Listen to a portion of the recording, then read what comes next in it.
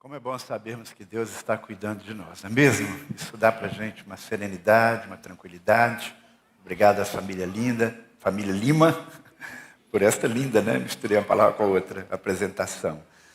Que glorifica o nome do Senhor, que abençoa as nossas vidas. A mensagem de hoje, queridos irmãos, é uma continuação da mensagem do domingo passado.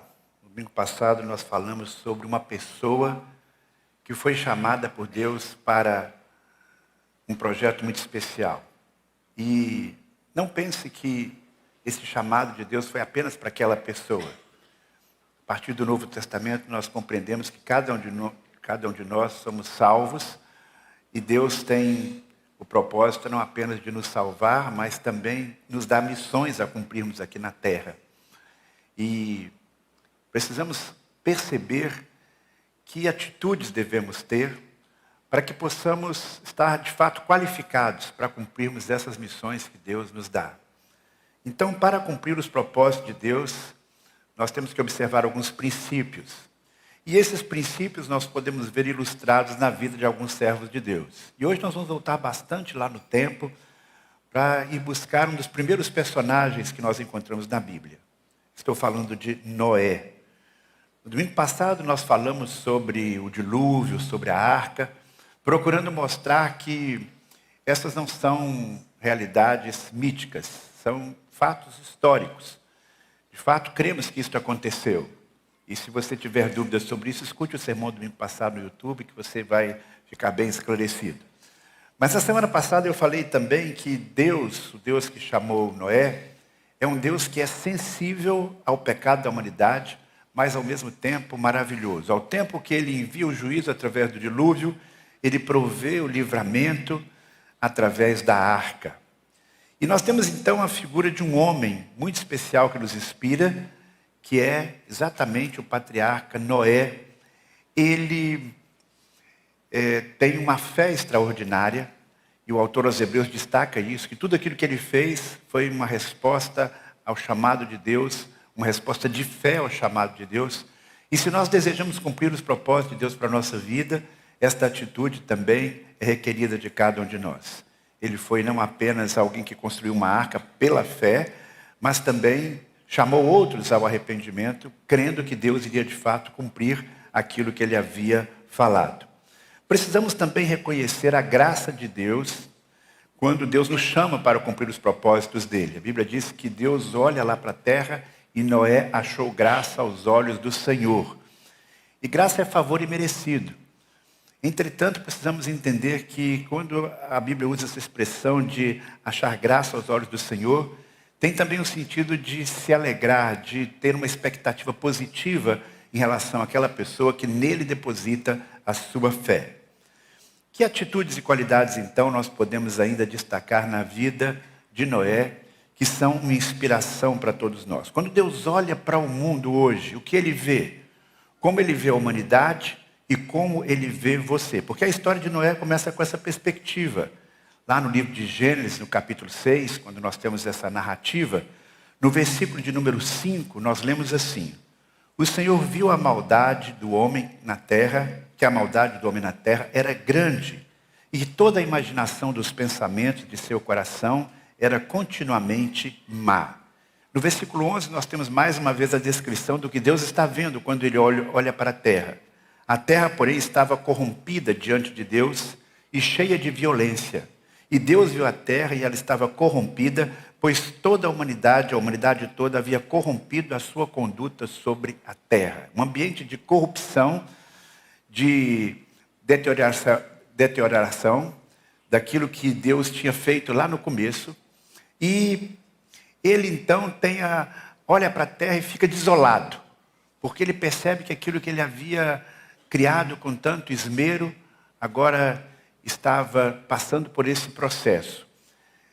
E a terra estava se corrompendo. E aí então ele olha e ele vê alguém que se destaca no meio desta geração corrompida. Deus olha para o mundo e decide fazer alguma coisa. E Deus, quando decide fazer alguma coisa no mundo, ele pode fazer de diversas maneiras. Ele às vezes faz de uma maneira completamente sobrenatural. Ele envia anjos como seus mensageiros, ele faz coisas que nós não podemos nem perceber com esses olhos humanos, mas Ele está agindo. Mas a Bíblia mostra que Deus usa pessoas para realizar os seus propósitos. Às vezes Deus usa pessoas até que nem creem nele. Deus usa pessoas que nem têm um relacionamento com Ele, porque Deus é soberano, Ele usa quem Ele quiser. Mas quando observamos a história bíblica, a própria história humana, nós percebemos que preferencialmente Deus usa os seus servos. E Deus chama os seus servos e os qualifica, ou Ele chama aqueles que Ele já pré-qualificou para realizar a sua obra. E todos nós podemos nos colocar nesta posição de pessoas com quem Deus está contando para realizar a sua obra no mundo, para realizar uma obra de salvação. Deus busca pessoas que encarnam determinadas virtudes para que possam cumprir os propósitos dele aqui na terra.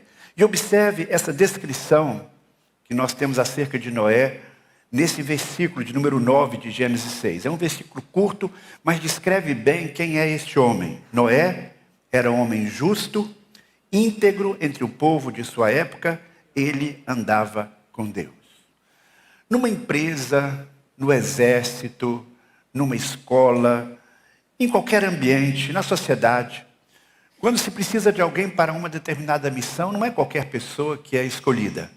Há um conjunto de pré-requisitos para que esta pessoa possa realizar esta missão. Ou então se busca alguém que, ainda que não esteja plenamente preparado, mas é alguém disposto a se qualificar para esta missão. Deus, em sua graça, nos alcança com as nossas fraquezas e limitações, mas Ele quer que cada um de nós possa progredir para cumprir os propósitos dele neste mundo.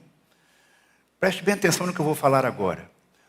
Contentar-nos com a graça de Deus, contentarmos em celebrar a graça de Deus, sem buscarmos desenvolver certas qualidades morais e espirituais, é um grave erro. Na vida de Noé, nós podemos ver estas marcas de qualidade, que devem ser buscadas por todos nós. Nós temos hoje muito mais recursos do que Noé tinha. Noé estava naquele comecinho do estágio da revelação de Deus, o que ele podia saber acerca de Deus. Mas ainda assim ele recebe de forma extraordinária o selo da aprovação de Deus. Neste verso curto que nós lemos, nós temos claramente 3 marcas de qualidade na vida de Noé, que são uma inspiração para nós. E a partir destas marcas nós temos alguns desafios. O primeiro deles é busque ser justo. Busque ser justo. O que significava ser justo nos dias de Noé? Quando pensamos em ser justo, nós geralmente pensamos no conceito de justiça, e o conceito de justiça se estabelece a partir de um conjunto de leis. Nos dias de Noé, que leis eram estas? Observe que, obviamente, não eram as leis que Deus tinha dado à humanidade quando o povo estava caminhando lá no deserto. Deu primeiramente ao povo judeu e depois a toda a humanidade. No deserto, muitos anos depois, foi que Deus apresentou os 10 mandamentos e a legislação complementar àqueles 10 mandamentos. Estes grandes princípios serviam de referencial para todo o povo judeu nos dias do Antigo Testamento, nos dias de Jesus e, num certo sentido, até os dias de hoje. A partir do Novo Testamento, o conceito de justiça se amplia. No Antigo Testamento, a ideia era você ter um conjunto de leis e se você obedecer a essa lei, a maioria delas, você vai ser uma pessoa justa. A partir do Novo Testamento, nós temos a percepção de que a justiça de Deus é tão grande, o seu padrão é tão alto, que nós precisamos ser justificados por Deus para trilhar o caminho da justiça. A justiça é resultado de um processo que temos a partir da nossa fé em Jesus Cristo. É Ele quem nos justifica e aí então estamos aptos a trilhar o caminho da justiça.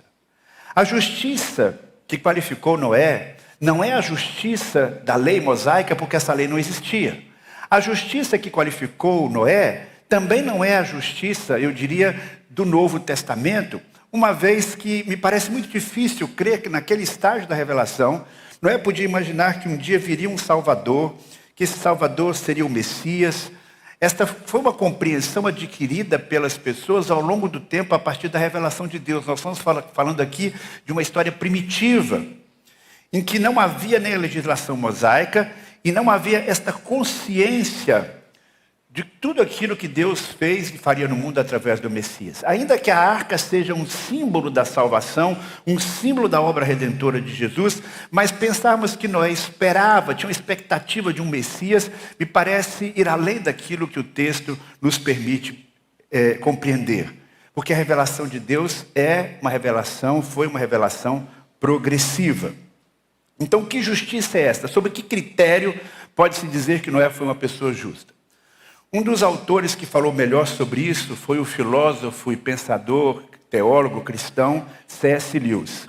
Ele fala sobre uma lei natural. Ele diz que esta lei natural, ela é compreendida pelos estudiosos, pelos filósofos desde a antiguidade. Era um padrão de comportamento entendido por todos, que não precisava ser ensinado. Era, assim como nós temos a lei da gravidade, as leis biológicas estabelecidas por Deus, a que os nossos corpos se submetem, ou seja, ninguém pode quebrar as leis da biologia ou da gravidade impunemente, existe uma lei natural nas nossas consciências. A lei natural, então, é um conjunto de princípios éticos universais que são inerentes à natureza humana e podem ser conhecidos por meio da razão. Ou seja, a lei moral é um reflexo do caráter de Deus. Ainda que a imagem de Deus tenha sido deturpada com o pecado, mas ainda há resquícios desta imagem de Deus na humanidade. O Deus verdadeiro, o Criador dos céus e da terra, é um Deus justo. É um Deus que tem leis morais. E a lei moral, então, numa certa medida, ela pode ser reconhecida por todas as pessoas, independentemente de sua cultura ou religião. Ou seja, todas as pessoas têm algum padrão sobre o que é certo ou errado, sobre o que é justo ou injusto, até mesmo uma criancinha. Você pega uma criança pequena, se ela está lá na sua casa e ela sente que o seu irmão foi melhor tratado do que ela, se ela se sente discriminada, ninguém ensina para ela alguma coisa sobre isso. Ela diz, isso não é justo. Onde é que ela tem essa noção de justiça? É algo inerente ao ser humano. Há muitas diferenças morais entre os povos, mas essas diferenças não são tão grandes assim quanto se imagina. Na verdade, existe uma grande similaridade entre os códigos de moral dos mais diferentes povos antigos. Se compararmos os códigos de moralidade dos antigos egípcios, babilônios, hindus, gregos, aos nossos códigos, vamos perceber que há uma grande semelhança entre eles. O que seria um código moral totalmente diferente da maioria ou dos demais códigos? C.S. Lewis fazia esse questionamento. Ele diz o seguinte: conhecemos acerca de algum país onde seja nobre ser egoísta ou um traidor? Conhecemos alguma cultura que condene o alto sacrifício em prol de uma causa maior? Não. Nós podemos diferenciar o altruísmo de uma pessoa, se um altruísmo vinculado à sua família, à sua religião, à sua civilização, à sua própria tribo.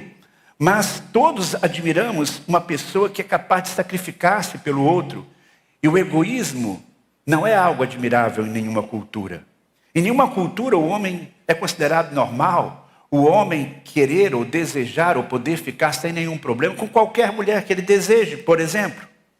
É interessante que algumas pessoas querem negar a existência da lei moral, dizendo não existe uma lei moral. Mas de fato ela existe. Mas essas mesmas pessoas, quando elas estão numa situação em que elas se sentem prejudicadas, elas dizem, isso não é justo.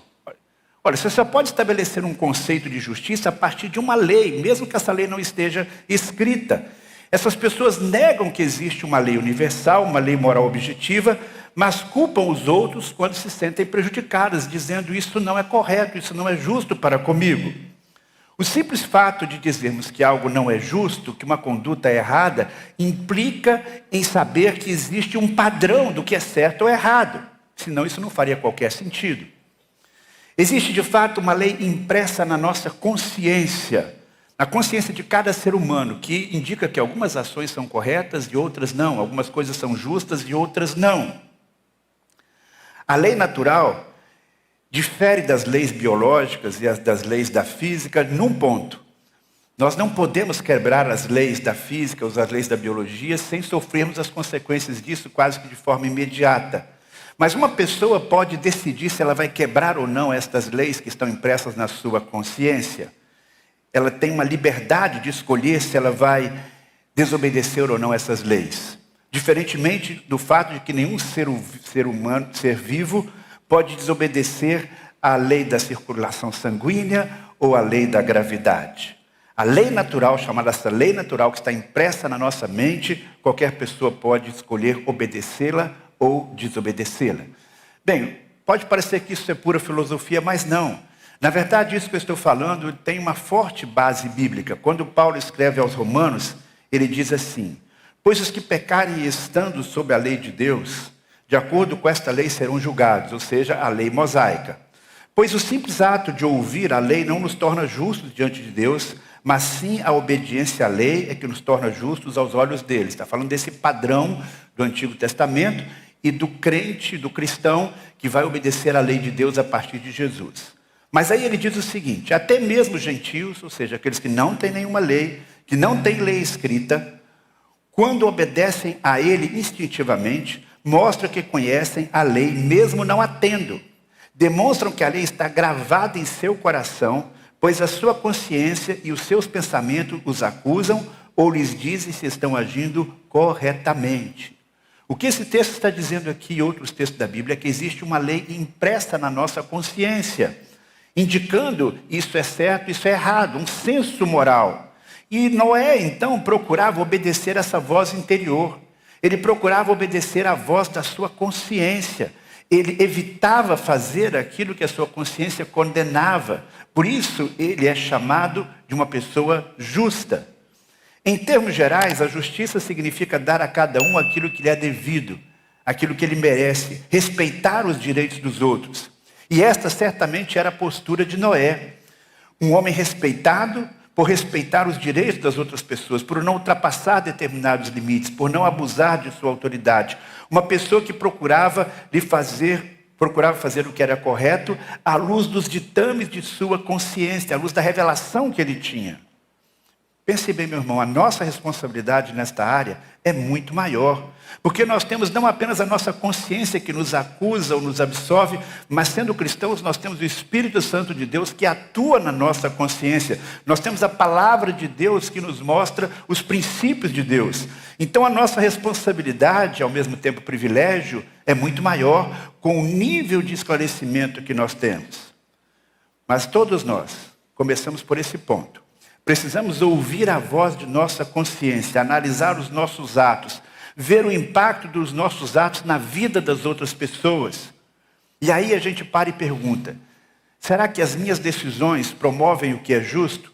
Será que as minhas decisões estão de acordo com aquilo que eu realmente creio ser o que é correto? Ou eu estou quebrando a minha própria consciência, agindo de uma determinada maneira, diferente daquilo que eu creio? É impossível seguir o caminho da justiça sem um contínuo autoexame. Quem quer cumprir o projeto de Deus para a sua vida, de forma plena, deve procurar esse caminho, o caminho da justiça. Busque ser justo. Esta é uma marca de qualidade que Deus deseja ver em cada um de nós. Mas o versículo que nós estamos analisando, ele fala também que Noé era um homem íntegro entre o povo de sua época. E aí nós temos então esse desafio de imitá-lo nisso. Seja íntegro em um mundo corrupto. Quando você ouve a palavra integridade, que ideias vêm à sua mente? Essa é uma pergunta que eu costumo fazer na minha aula sobre integridade no Haggai. E as pessoas vão ali apontando, as ideias que vêm à sua mente sobre este conceito de integral. É interessante que a palavra hebraica, o termo hebraico, que é a raiz para integridade, é tom, que vem da raiz tamam, que significa completude, plenitude, autenticidade, algo que é inteiro. De onde vem também o conceito de algo que é autêntico, que é sincero. Tem também a ideia de algo que é puro, que não perdeu as suas propriedades com o passar do tempo. Quando nós usamos a palavra de integridade, nós falamos também muitas vezes de um país, A integridade do território nacional. Significa que um outro país não pode invadir e tomar aquilo que é nosso. Significa algo que não se corrompeu com o tempo, que permanece intacto, guardando as suas características originais. Como você percebe, esta palavra integral, integralidade, integridade, ela tem todos esses conceitos, ela tem todos esses aspectos. Uma pessoa inteira, que com todas as suas peças está funcionando bem, realizando a sua missão, realizando a sua função e não se desgasta com o passar do tempo. Há uma história que nós não sabemos se ela realmente é verídica, mas ela é uma boa história que ilustra esse conceito. Na Roma antiga, os artesãos faziam vasos de cerâmica e vasos de barro. E quando esses vasos apresentavam algum defeito, muitos desses artesãos pegavam uma cera e colocavam ali para tapar os poros ou as pequenas frestas, para cobrir as imperfeições da sua obra. E o vaso, então, olhando assim, parecia perfeito. No entanto, com o passar do tempo, quem levava esses vasos para casa ficava um tanto decepcionado, porque aquela cera ela se derretia, ela era feita de um material que se desgastava e os defeitos então apareciam. Então os artesãos mais honestos e habilidosos começaram a colocar um selo, uma etiqueta dizendo sine cera, ou seja, sem cera. E esses vasos então eram considerados ainda mais valiosos porque significa que o artesão não precisou colocar nada de cera, ele era um vaso realmente autêntico. Então com o tempo essa expressão sine cera ficou ligada à palavra sincera, que indica exatamente para descrever uma pessoa que é íntegra, uma pessoa que não está mentindo acerca do que é. Não há pontos obscuros, há pureza. Uma pergunta que eu gosto de fazer, uma pergunta que eu me faço há muito tempo, eu vi isso, talvez, num livro, e a partir disso, essa pergunta ficou ecoando no meu coração. Quem sou eu quando ninguém está olhando?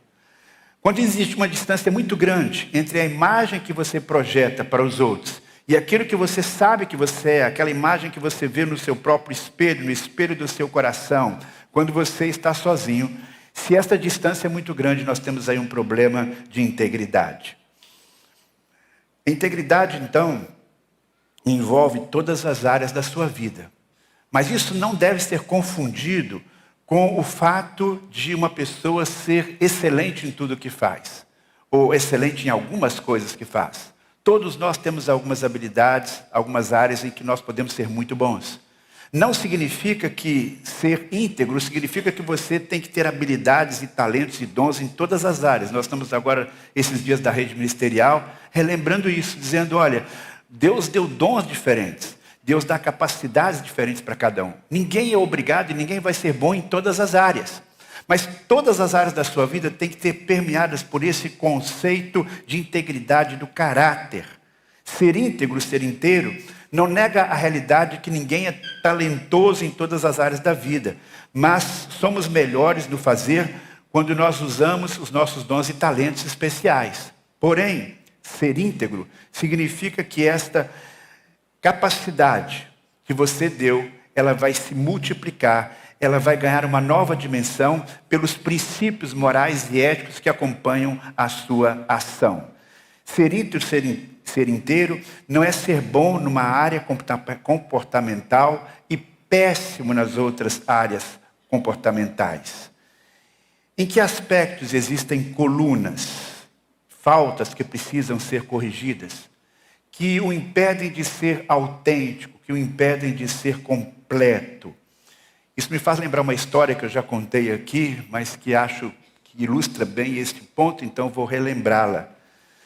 Lá nos Estados Unidos, naqueles serviços de drive-thru, um casal entra e pede um sanduíche, e tipo McDonald's assim, pega aquele sacola depois de um tempo e vai saindo, só que eles devolviam lá o troco, aquele tempo que a gente usava dinheiro, e devolveram o troco dentro de um saquinho. Só que quando eles acabaram de sair, eles foram abrir aquele saquinho onde deveria ter o dinheiro com o troco, eles perceberam que havia muito mais dinheiro, que na verdade era o lucro daquela lanchonete durante todo aquele dia. Isso já foi à noite, final do expediente.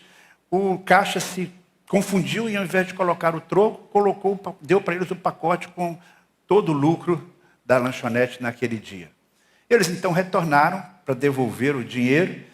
Quando eles chegaram lá, o dono, que estava muito preocupado, desesperado, ficou muito feliz, muito empolgado, disse: olha, isso é maravilhoso, que atitude honesta de vocês, olha, isso merece ser divulgado. Olha, eu estou aqui com um amigo meu, coincidentemente, ele trabalha numa televisão aqui, e eu quero chamá-lo aqui, que fique aqui um pouquinho mais, porque a gente precisa divulgar isso, para estimular as pessoas a serem honestas e tudo. E aí esse casal, que estava lá devolvendo o dinheiro, disse: não, nós não queremos, não, a gente não quer publicidade, não. Alguém pode pensar, esse casal era muito humilde, né?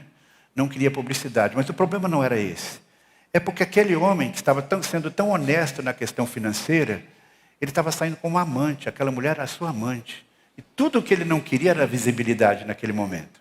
Então, às vezes a pessoa é muito honesta numa área, mas numa outra ela é completamente equivocada. Às vezes a pessoa faz até alguma coisa muito boa numa área, uma coisa admirável, que chama a atenção das pessoas, generosa e tantas outras coisas, para esconder uma outra área da sua vida em que tudo está fora do lugar. Então, o conceito de integralidade, o conceito de integridade, tem a ver com isso. Tem a ver com você observar todas as áreas da sua vida. E há um outro detalhe que chama a atenção. Quando você age com integridade, você, na verdade, testemunha de Jesus Cristo. Você testemunha do seu relacionamento com Deus. Imagine, por exemplo, uma pessoa que é um dos melhores designers do mundo. Mas se ninguém quer falar com essa pessoa, porque ele é de um temperamento terrível, se ele não consegue entregar as suas encomendas dentro do prazo combinado, as suas criações, por melhores que sejam, vão acabar todas na lata de lixo. Se você promete entregar algo e não entrega, se você não atende às demandas das pessoas dentro daquilo que você combinou, seja qual for o grau do seu talento, você está deixando de ser íntegro. E você não vai alcançar os propósitos de Deus para a sua vida. E é interessante que no caso de Noé, e nesse aspecto é bem parecido também com o que a gente enfrenta hoje, o contexto social de Noé não era um contexto favorável.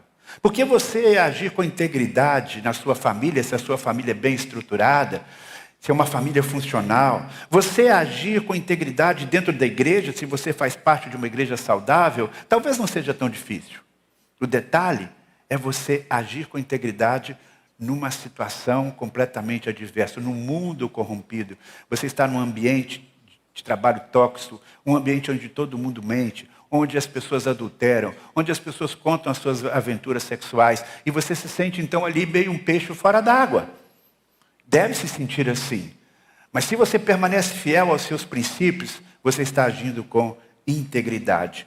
Por outro lado, a sua integridade pode estar sendo testada dentro de casa, porque às vezes aqui na igreja você é um santo. Você é uma pessoa que aparenta uma coisa, mas dentro de casa faz me lembrar até aquela criancinha que falou: mamãe, eu queria morar na igreja. Por quê, meu filho? Porque lá na igreja o papai é tão legal. Então, há esse desencontro aí, não é? De atitude, de comportamento, dependendo do lugar onde a pessoa está. Não. Quando você é um crente, é um cristão, que busca agir dentro desse princípio da integridade, onde quer que você estiver, você vai agir dentro desses princípios. Noé se destaca, então, como alguém diferenciado. Quando fala sobre a sua integridade, se destaca esse contraste entre ele e os seus contemporâneos. Ele não se preocupava em se sentir como um reacionário, como alguém atrasado, como alguém que estava fora do seu tempo. O texto diz claramente, naquele seu tempo, ele era uma pessoa que agia de acordo com a sua consciência. Ele era uma pessoa que agia a partir de princípios morais, dos quais ele não abria mão. E a pergunta que fazemos então é o seguinte: até que ponto você está mudando o seu comportamento para se moldar às expectativas das pessoas ao seu redor? Aceitando o que não é aceitável? Agindo de uma certa maneira na igreja, mas agindo lá fora de outra maneira. Ou o contrário, né? Agindo na sua casa de um jeito e fora de casa de uma outra maneira. O que você diz e faz em casa é o oposto daquilo que você faz no ambiente da igreja? Integridade é coerência. O que vai determinar o comportamento de uma pessoa íntegra não é o que acontece ao seu redor, mas aquilo que está no seu coração, nessa busca de viver dentro dos seus princípios. Como são as suas festas? As festas, suas celebrações, elas são iguaizinhas às festas das pessoas que não são cristãs? O tipo de música que você ouve na maior parte do tempo, o tipo de bebida que você bebe.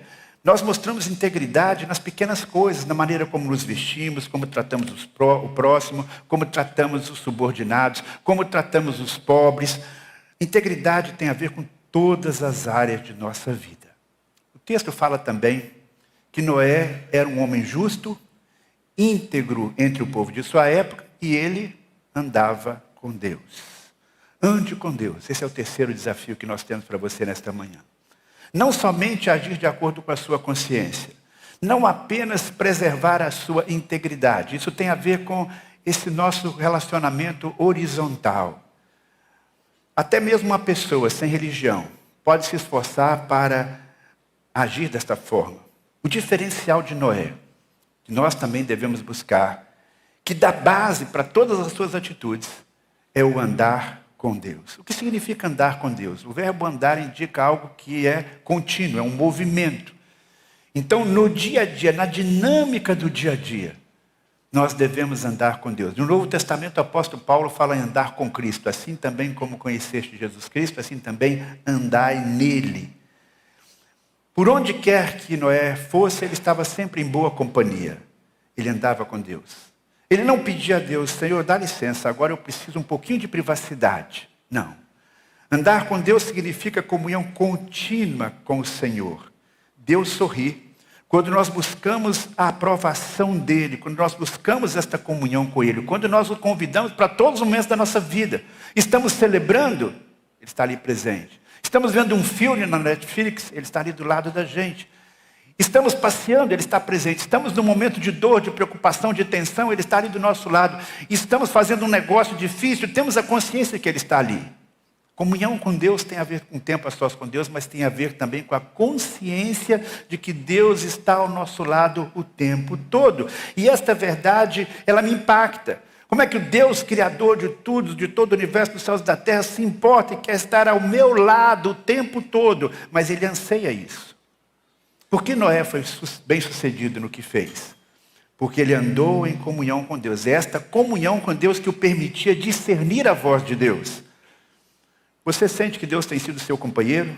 Você o convida para as suas celebrações? Você percebe a presença dele nos dias maus e nos dias bons? Um dos segredos de Noé, para que ele cumprisse o projeto de Deus para a sua vida, de forma plena, construindo a arca, ficando dentro da arca durante todo aquele período, 40 dias, depois mais 150 dias, até que as águas baixassem, foi exatamente este. Ele procurou andar com Deus. Quando eu leio esse texto, eu pergunto para mim mesmo, eu estou andando também com Deus? Você tem andado com Deus? E este andar com Deus vai nos levar a uma outra atitude, esta talvez mais perceptível, mais fácil da gente perceber, que é a atitude de obediência. Obedeça a Deus incondicionalmente. Salvar a sua família e os animais exigiu de Noé um enorme cuidado com a logística e com uma série de detalhes. Tudo tinha que ser feito dentro das especificações dadas por Deus. Deus não disse para Noé, Noé, vai haver uma chuva muito grande, você constrói aí o barco do jeito que você achar que deve fazer, do jeito que você quiser. Não. Deus deu instruções detalhadas para ele. Observe só aí, versículos 14 a 16 de Gênesis 6. Você fará uma arca de madeira de cipreste, material, tipo da madeira. Divida em compartimentos e revista de piche por dentro e por fora. Dá até os detalhes do revestimento. Faça com 130 metros de comprimento, 22 metros de largura e 13 metros e meio de altura. Faça-lhe um teto com vão de 45 centímetros entre o teto e o corpo da arca. Coloque uma porta lateral na arca e faça um andar superior, um médio e um inferior. Detalhada, não precisava ser mais detalhado do que isso. Com todas as medidas exatas, ele parte então para construir essa grande embarcação em terra firme, longe do mar ou longe de qualquer grande rio. Mas ele tem fé e ele tem uma atitude de obediência. E ele vai construir com precisão as especificações do projeto dado por Deus. Mas não apenas o projeto da arca foi detalhado, a logística de ocupação também. Versículos 19 a 20 desse mesmo capítulo. Você entrará na arca com seus filhos, sua mulher e as mulheres de seus filhos. Faça entrar na arca um casal de cada um dos seres vivos para conservá-los vivos com você. De cada espécie de ave, de cada espécie de animal grande, de cada espécie de animal pequeno que se move rente ao chão, virá um casal a você para que sejam conservados vivos. E armazene todo tipo de alimento para que você e eles tenham mantimento. Diante de todas essas instruções sobre como fazer a arca, sobre o que colocar e como colocar os animais dentro da arca, qual foi a resposta de Noé? Versículo 22. Noé fez tudo exatamente como Deus tinha ordenado. Aí Deus dá novas instruções para Noé, ampliando algumas coisas.